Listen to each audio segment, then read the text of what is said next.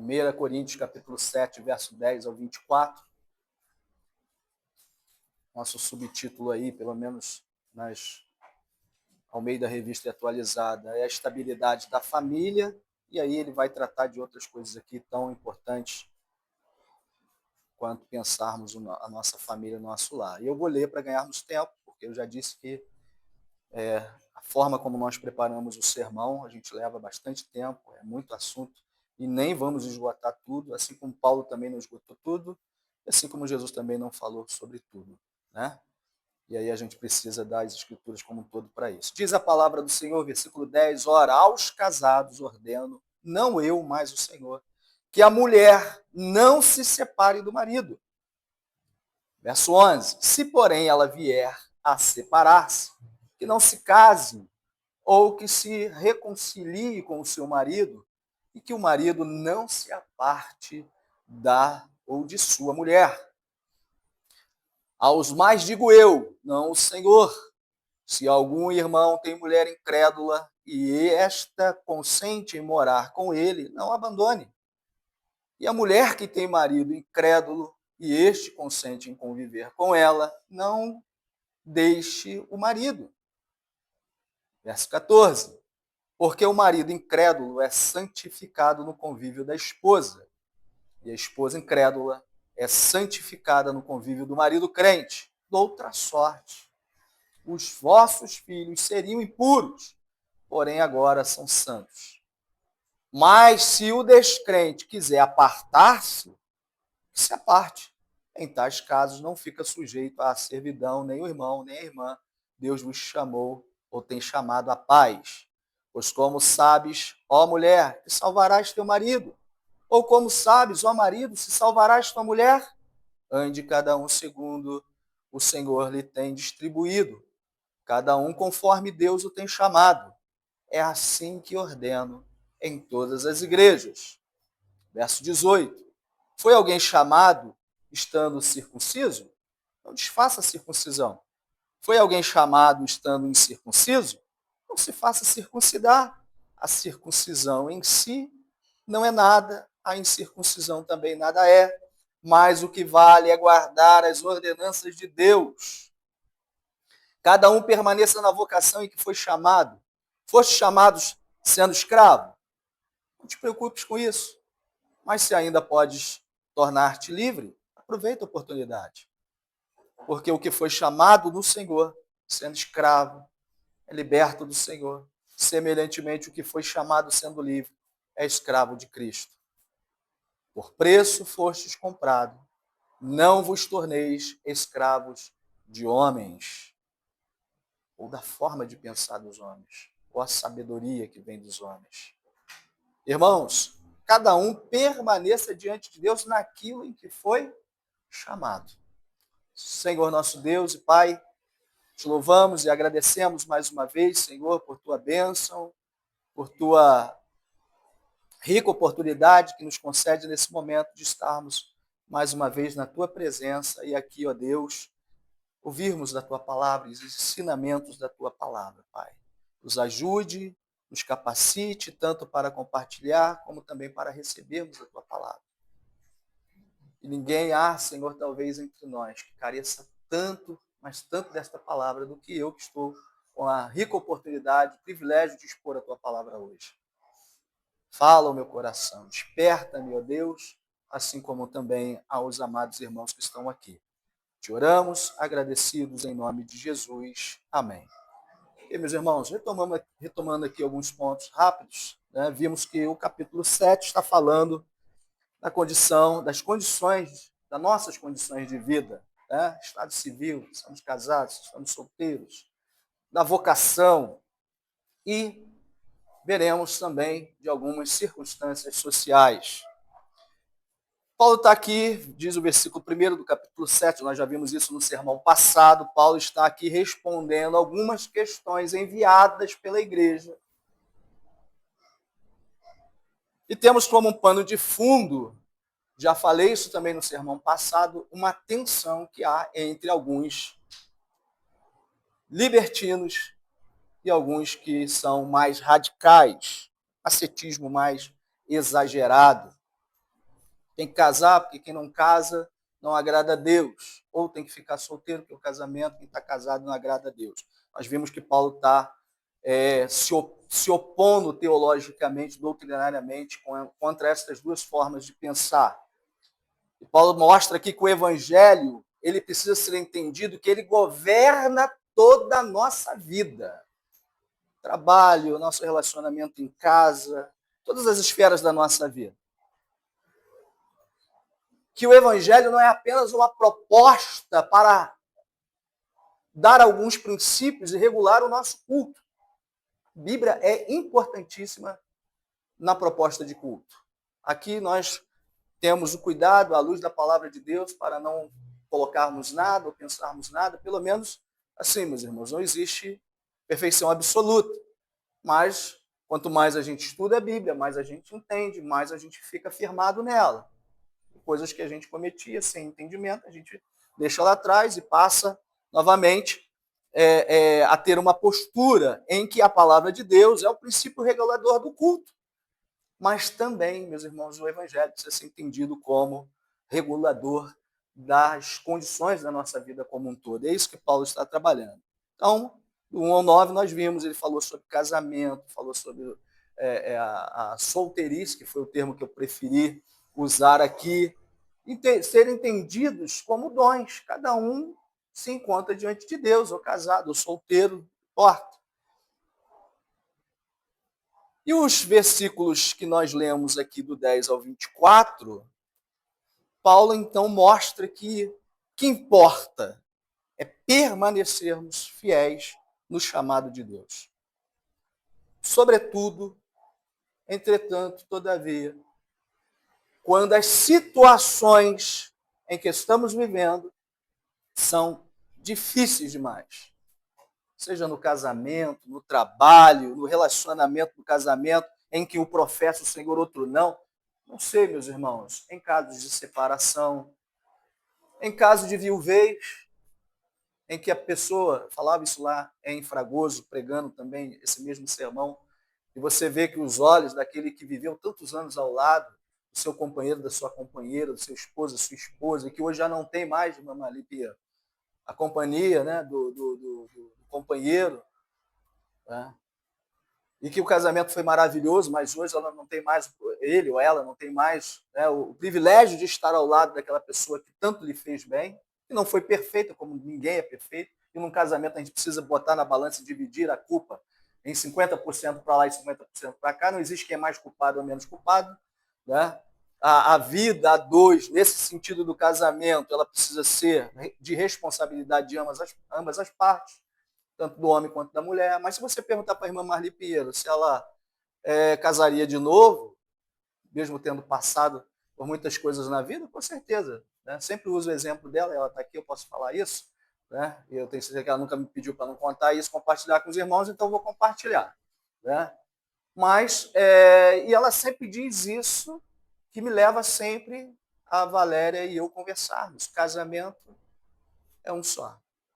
Né?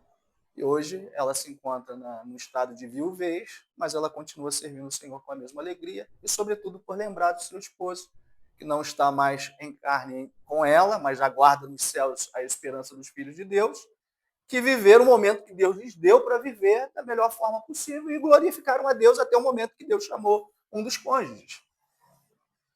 E a gente sempre fala isso, separando ou um partindo. Esse foi o momento que Deus nos deu para viver. E mais uma vez, se voltarmos os nossos olhos, como eu já disse, o que importa nesse momento e o que Paulo vai trabalhar é a nossa permanência fiel no chamado de Deus, sobretudo quando enfrentamos situações difíceis na vida, seja o nosso status social, seja a nossa condição civil, importa. E Paulo vai, depois do versículo 25 em diante, vai trabalhar outros temas, outros pontos. Mas o chamado soberano de Deus, meus irmãos, precisa ser entendido nesses versículos que nós lemos como a ação de Deus que governa a nossa vida como um todo. Não dá para ficar separando, Senhor, até aqui o Senhor vem e trabalha na minha vida, mas aqui eu dou conta. Não. Aliás, os puritanos entenderam, eu acho que eles entenderam essa proposta do Evangelho de forma muito profunda. O Evangelho se encaixa em todas as áreas da nossa vida. Portanto, tudo na nossa vida precisa ter essa perspectiva, precisa reverberar a glória de Deus. Se nós não vivermos para a glória de Deus, vivermos o chamado soberano de Deus em todas as circunstâncias da nossa vida, por isso o versículo 20, sobretudo o versículo 20 que nós lemos, vai falar sobre vocação, chamado de Deus. E aqui não se trata apenas de um chamado ministerial para ensinar, para ser pastor, para ser um diácono, mas da posição que nós nos encontramos diante de Deus na vida. A posição que nós nos encontramos nesse momento diante de Deus, e Ele usa essa situação para glorificar o seu nome e tornar a situação que nós estamos vivendo uma situação santa, porque só tem uma forma do nome de Deus ser glorificado, que é por meio da santidade, que é por meio de tornar o nome do Senhor santo. E falando de relacionamentos, casamentos, Martin Bucer, em sua obra sobre o reino de Cristo, de 1550, veja, defendia que os pastores deveriam intervir em casamentos em crise. E, inclusive, nos casos de abandono, de violência, que deveriam buscar sempre a reconciliação e a preservação da vida cristã no lar. Encontram-se registros em Estrasburgo de que Bucer mediava disputas conjugais e insistia que os cônjuges não deviam buscar a solução em separações rápidas, precipitadas, separações em que as atitudes de ambos são situações de desespero, mas que deveriam viver o Evangelho dentro da própria condição em que estavam vivendo, diante de Deus, ou que Deus os havia, por sua graça, colocado. E uma das maiores tentações nossa, meus irmãos, do nosso coração humano falho, é crermos que mudando as circunstâncias, e às vezes circunstâncias geradas pelo nosso próprio braço, nós vamos resolver todos os nossos dilemas existenciais e espirituais, e assim por diante. Mas o que Paulo faz aqui, ele confronta essa ilusão. Ele diz, para, respira. Olha para a palavra, olha para o exemplo da palavra. Deus opera e há de operar transformando por sua graça, não por meio da fuga, mas por sua graça, por sua bondade, porque é nesse momento que nós experimentamos o amor de Deus e a bondade de Deus. Por isso que muitas vezes os nossos cânticos são cânticos vazios, quando a gente canta a bondade de Deus aqui, mas será que nós vivemos, de fato, entendendo o que é a bondade de Deus na nossa vida, ou nós vivemos em fuga, disparatada, como fez Adão e Eva lá no paraíso, porque às vezes é melhor fugir e se esconder do que sermos fiéis, permanecermos fiéis ao Senhor. Por isso a nossa reflexão tem como tema separação e reconciliação à luz do chamado de Deus. E Paulo mostra, meus irmãos, que a fidelidade cristã se manifesta tanto nas decisões conjugais, das decisões difíceis, das decisões da viuvez, das decisões da solteirice, quanto Deus também se manifesta quando nós encaramos o chamado, a vocação de Deus e permanecemos nela. Então veja aqui algumas situações. Vamos lá.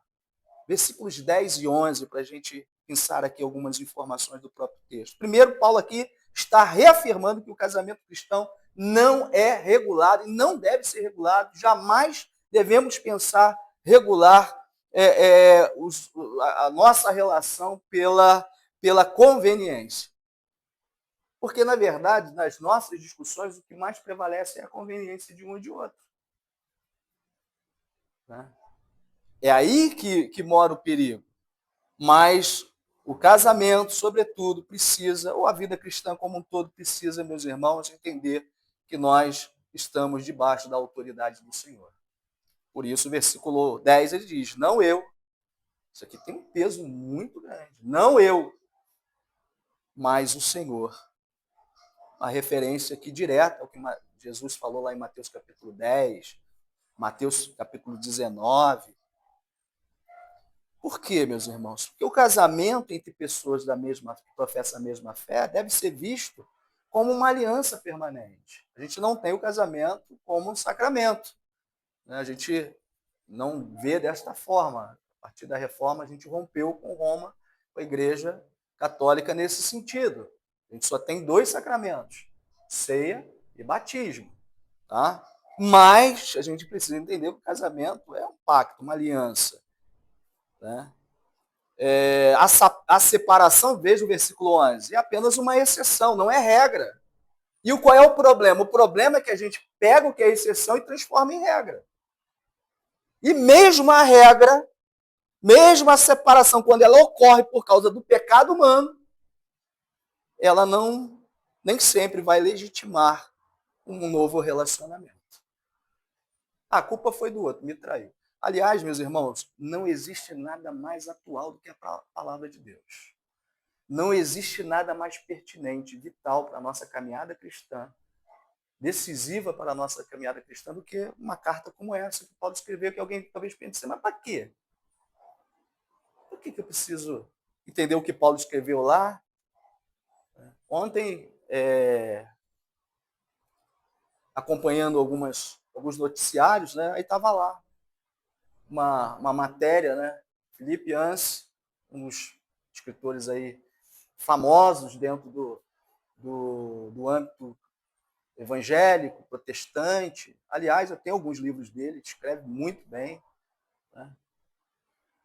Vivendo uma situação de adultério, 1 mês, 2 meses, 1 ano, não, 8 anos, em que a outra que estava adulterando, também casada, e como nós vimos aqui no sermão, quando nós começamos aqui, situações de pecado de porneia que traz desgraça para ambas as famílias. E ele diz, eu vou me aposentar, porque essa situação trouxe muita desgraça para a minha família e muita desgraça para a família da mulher lá. 8 anos numa situação complicada. Um homem cuja teologia a gente difere em muitos aspectos, mas que esteve inspirando muitas pessoas a respeito do seu compromisso, da sua fidelidade com Cristo. Tá bom, pastor? A separação aqui é uma exceção, não é uma regra, porque muitas vezes a separação ocorre por causa do nosso pecado, da nossa falta, da nossa miséria, da nossa depravação total. Sim, mas nem sempre isso vai legitimar um novo casamento, um novo relacionamento. Por quê? Porque na maioria das vezes a gente administra as coisas por causa da conveniência e não por causa da glória de Cristo. Porque quando nós olhamos para a glória de Cristo, a reconciliação permanece como um ideal redentivo. Essa é a verdade. Por isso que o exemplo do casamento é aplicado figuradamente à forma como Deus lida e age conosco. Por isso que Deus usa profetas, como usou o profeta Oséias. Ele foi lá, casou com uma prostituta. Ele queria dela a sua fidelidade, ela não dava fidelidade, porque ela tinha vários amantes, ela ia atrás de seus amantes, e ela, por mais que Oséias fizesse por ela permanecia dentro da sua natureza pecaminosa.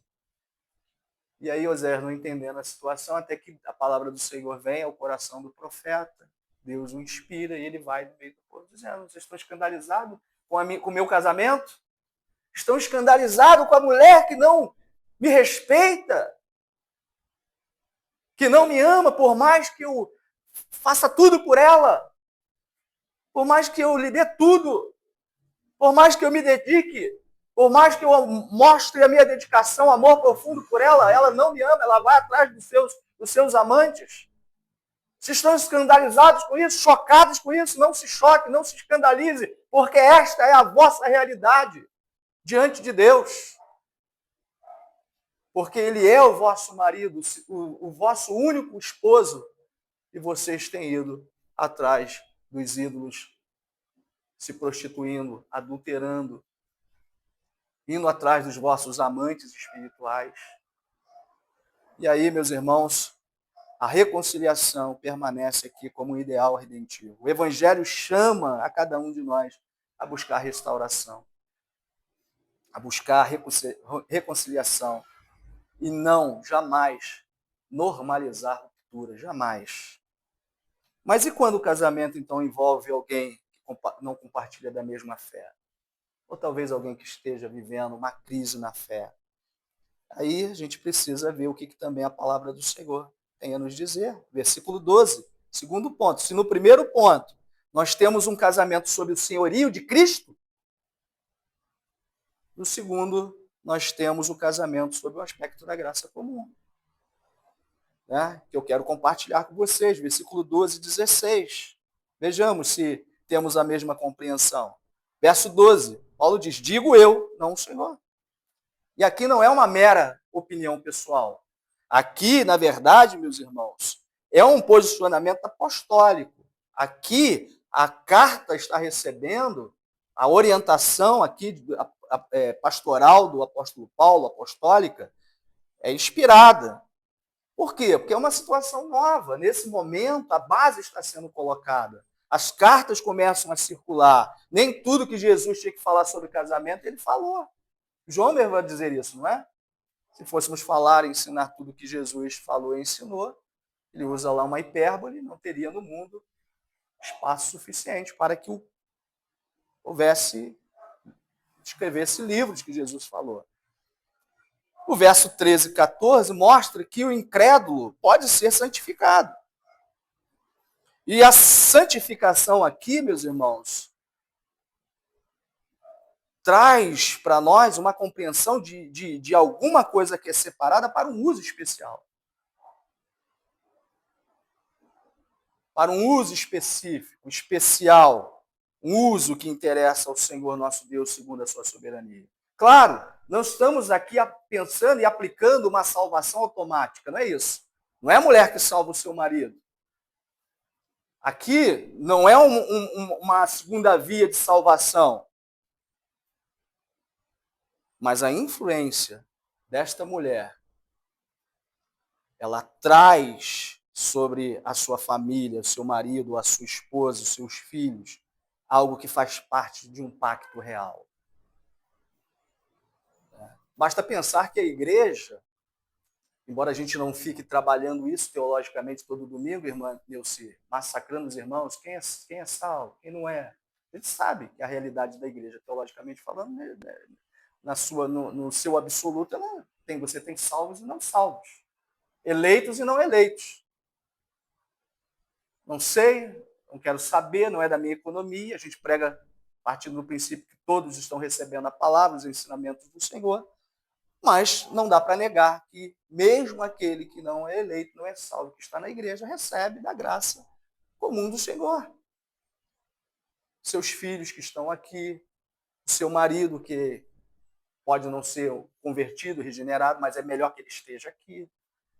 É melhor que você leve os ensinamentos bíblicos para a sua casa, mesmo que o marido não seja crente, mesmo que a esposa não seja crente, mesmo que os filhos estejam aqui, use a palavra de Deus, ore dentro da sua casa, acredite nos efeitos que estas coisas praticadas com fé no Senhor pode trazer, influenciar a sua casa.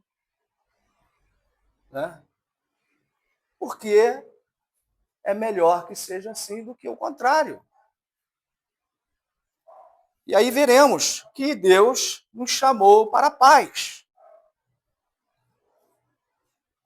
Por quê? Chamou para a paz? Porque a fé cristã não vai jamais legitimar a coerção. Não adianta tentar empurrar pela goela dentro a palavra de Deus no coração das pessoas. Não, essa obra não é sua, não é minha, não é da igreja, não é do pregador. A gente expõe. Quem pega e aplica no coração do eleito para que a semente possa produzir o seu fruto e a salvação seja aplicada ao coração do novo crente, é o Espírito Santo, meus irmãos. É ele que convence do pecado, do juízo e da justiça. Por isso, numa pregação, numa exposição, você vai ter pessoas que vão ouvir, pessoas que não vão ouvir, pessoas que vão deixar sobre a mesa o assunto, quem sabe em outro momento a gente fale sobre isso. O resultado disso é Depende. Mas e se aquele que não é crente falar para você assim, olha, não quero mais conviver com você porque você está na igreja, você acredita na Bíblia e eu não acredito, não quero, isso faz mal para ele. Se ele não vê isso como um bem para a sua vida e quer te abandonar, então que vá, você também não está obrigado ou obrigada a ficar do lado de uma pessoa assim. Aliás, se discute isso, né? Não sabe se Paulo está viúvo, se Paulo foi abandonado pela esposa por causa da sua conversão a Cristo, se sabe. Todos os comentaristas não são definitivos em relação a isso. Não importa. O que importa é que Paulo entende que naquele momento, Deus, na situação que ele está, Deus há de glorificar o seu nome. E o versículo 16 nos leva que a nossa esperança dentro do nosso lar, nossa esperança missionária, evangelística dentro do lar, precisa estar com os pés no chão, com humildade. Por quê? Porque nós não sabemos se a fé vai ser gerada no coração da esposa, do esposo. Você sabe se teu marido vai ser salvo? Se a tua esposa vai ser salva? A gente parte do princípio que todo mundo que está na igreja, tem a carteirinha de membro da igreja, é salvo. Todo mundo que está dentro de casa, a família que vem na igreja é salvo. Mas sabe nós, se os nossos filhos estão na igreja, que estão na igreja serão salvos? Sabe você se o teu marido será salvo, mesmo que ele esteja aqui? Não sabemos, meus irmãos. Por isso que o casamento precisa ser um instrumento de graça, mesmo que não seja para salvar, porque só Cristo salva. Porque a conversão pertence a Deus. Isso mostra que, sim, a relação nossa, família, igreja, casa, tudo, meus irmãos, depende da nossa responsabilidade. E soberania e responsabilidade humana caminham juntas aqui, mesmo que a gente não saiba explicar quando começa uma e termina a outra. Isso não importa. O importante é que a gente sabe que Deus, ele está agindo. Esses princípios nos mostram aqui, revelam, que ainda existe algo que é mais amplo no sentido de como Deus governa a nossa vida. Terceiro e último ponto, meus irmãos, os versículos 17 ao 24 mostram que se nós temos o entendimento da soberania de Deus sobre a nossa vida, sobre o nosso estado civil, e de que, sim, muitas coisas se estendem a nós por graça de Deus, assim como a chuva cai sobre o telhado do injusto, do justo, o sol brilha sobre todos. Deus é gracioso e graças ao nosso Deus, porque ele mantém as coisas de pé. Mesmo que o ímpio não reconheça isso. Por isso que, no final das contas, toda boca, toda língua confessará e todo joelho se dobrará de que o Senhor Jesus é o Senhor e não há outro além dele. Por último, meus irmãos, terceiro ponto, versículos 17 ao 24, mostra que nós devemos permanecer fiéis ao chamado do Senhor, porque Deus é soberano sobre a nossa vida. Qual é a regra geral para todas as igrejas? Que permaneçam fiéis na palavra, nos mandamentos. Essa é a regra geral. O que nós temos aqui para nos assegurarmos? Permaneça fiel. Independente da situação que você está vivendo. Está casado? Permaneça fiel ao Senhor. Está solteiro? Entende que esse é o momento que você vai desfrutar mais? Está viúvo, viúva? Sei. Permaneça fiel ao Senhor. Está com lutas? Está sem lutas? Permaneça fiel. Porque esse princípio vai transcender qualquer outra coisa, inclusive o casamento. Eu não sou fiel a Deus porque eu sou fiel à minha esposa. Eu sou fiel à minha esposa porque eu sou fiel a Deus. Essa é a grande questão. E vice-versa. E aí nós vimos, quando tropeçarmos, a nossa caminhada diante de Deus, por sua graça, nos ajudará a perseverar. Isso não significa que eu esteja imune aos erros e aos tropeços da vida. Aqueles a quem Deus justificou, se cair e tropeçar, Deus há de levantá-los por sua graça soberana para a salvação por meio da sua escolha, da sua soberania. Porque Deus usa e contribui com muitas circunstâncias conforme a sua providência. E a gente precisa entender e ver e sentir Deus agindo na nossa vida em todos os sentidos. Versos 18 e 19. As circunstâncias não podem definir Deus e a nossa identidade e a nossa fidelidade a Deus. Nenhum marcador externo jamais pode, meus irmãos, definir, garantir espiritualidade. Os fariseus pensavam que sim. O dízimo, a oferta, o estar na igreja, o jejuar, nenhuma dessas coisas que fazem parte do contexto, Jesus vai dizer isso, essas coisas devem ser praticadas, mas não é isso que define, meus irmãos, de maneira nenhuma, não é isso que garante espiritualidade, mas guardar a palavra de Deus e seus mandamentos. Isso faz toda a diferença na nossa vida, isso é fidelidade. E guardar não é só mentalmente, eu conheço pessoas que conhecem a Bíblia de Gênesis e Apocalipse, citam a Bíblia toda de cor, mas não vivem o que elas conhecem mentalmente, gravaram. Aqui, guardar os mandamentos é o centro de tudo. É a obediência à palavra do Senhor. Versos 20 e 23. Nenhuma condição social pode eclipsar, tirar a nossa visão da nossa realidade de vida diante de Deus. Porque as circunstâncias que vivemos são relativas. A verdade é essa. Se estou empregado hoje, amanhã eu posso não estar. Se for casado hoje, amanhã o Senhor pode chamar um dos dois. Se eu estou com saúde hoje, amanhã eu posso não estar com saúde. Aliás, quando nós fazemos votos diante do Senhor para receber a sua bênção no nosso relacionamento, a gente até discute e apresenta isso. Vai chegar um momento que eu vou estar com saúde. Você vai continuar do meu lado? Não. Vou. Sim. Não. E vice-versa. Situações, meus irmãos, na nossa vida, elas se discutem porque elas muitas vezes são relativas. Vocês que estão com um filho novo, hoje eles estão debaixo do teu cuidado, do vosso cuidado. Amanhã ele vai crescer, ela vai crescer, vai seguir a vida. Hoje você bota no braço, traz para a igreja. Amanhã vai depender da graça de Deus para trazê-la. Se você fizer um bom trabalho hoje, e Deus, por sua graça e sua soberania, dizer esse vai ser um eleito, uma eleita, o que você ensinou vai brotar no coração dela. Escravidão, liberdade, são realidades temporais. Casamento é uma realidade temporal. Quando o Senhor nos chamar, estivermos na eternidade com o Senhor, vai ser o quê? Fábio e Valéria? Claro que não. Igor e Milena? Claro que não, meus irmãos. São situações temporais. Agora, permanecer como eleitos de Deus em Cristo, foi para isso que nós fomos comprados. Isso, morte, principados, potestades, calúnias, principados, demônios, vida, morte, altura, profundidade, isso não pode te separar do amor de Deus que está em Cristo Jesus. Nada pode nos separar dessa realidade. Portanto, versículo 24, viver diante de Deus, onde e da forma que estamos. Porque a presença de Deus na nossa vida define a qualidade de vida cristã que nós temos.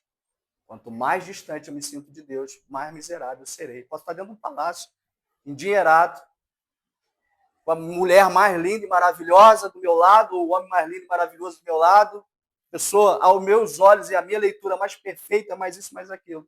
E mesmo assim eu ser uma pessoa infeliz.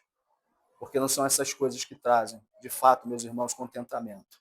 Mas a graça e a presença de Deus na nossa vida. Portanto, vocação, ensina a nossa teologia, pode ser entendido como lugar onde Deus nos chama para glorificar o seu nome. E aí dizia Calvino, que ensinou muitas vezes a vida cristã deve ser vivida diante da face de Deus. E que tudo que está sob a providência de Deus deve ser entendido para a glória dele. Nas suas institutas, diz ele, ou afirma, que o mundo é governado por Deus e que o crente, o cristão, o eleito, deve descansar nessa certeza, nessa ordem. O reverendo William Perkins, um outro puritano, dizia, ou um puritano dizia, em seu tratado sobre as vocações, diz ele, o chamado é o lugar onde o cristão serve a Deus e ao próximo.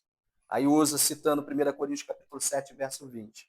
Cada um permaneça, como diz o versículo, na vocação em que foi chamado. Ele usa imagens, figuradamente, para dizer que nós, nessa vocação, é como se estivéssemos no espaço, numa arena da fé, uma batalha, até que ela se termine. O outro pastor puritano, Richard Baxter, disse que, ou enfatiza, que a santidade não depende da condição externa. Se estou casado, da minha posição social, mas única e exclusivamente da minha obediência prática à palavra de Deus. Por isso ele dizia frequentemente, advertindo a igreja, mudar o estado que estamos vivendo não traz santificação, mas viver em obediência ao evangelho, sim, faz toda a diferença na nossa vida. Por isso que Paulo nos ensina que o evangelho não é uma promessa de fuga da minha miséria, disso, daquilo. Também não significa que temos que viver a desgraça, né? Mas a questão do contentamento faz toda a diferença. E entender o momento que estamos vivendo na presença de Deus como um chamado à fidelidade perseverante diante do Senhor. Porque Cristo reina tanto nos momentos difíceis ou nos momentos de bonanças, dependente das circunstâncias. Até porque nós não escolhemos que estamos vivendo ou vamos viver. Mas que cada um permaneça, disse Paulo, diante de Deus na vocação em que foi chamado. Esse é o coração do texto. Esse é o âmago da questão. Permanecermos na presença de Deus. Porque Ele há de transformar o lugar onde estamos num terreno santo. Por isso aplique o seguinte, você que é crente. Viva a sua fé com constância, onde Deus o colocou, confiando na sua providência. Segunda coisa, para nós que somos casados, busque sempre reconciliação como uma expressão do senhorio de Cristo sobre a nossa vida. E para os não crentes, ou para aqueles que estão em dúvidas sobre o Evangelho, entenda o seguinte, o Evangelho não só muda as nossas circunstâncias, a nossa vida, mas transforma o nosso coração. Se nós tivermos o mundo dentro de nós, o nosso coração transformado pela palavra, a nossa mente, o nosso ser iluminado pela graça de Deus, com certeza, meus irmãos, o mundo se tornará muito mais prazeroso, estaremos muito mais contentes diante do Senhor do que reclamando de certas situações, ok? Vamos, nesse momento, então, seguir aqui para orarmos e agradecermos o nosso Deus por sua palavra e por sua bênção.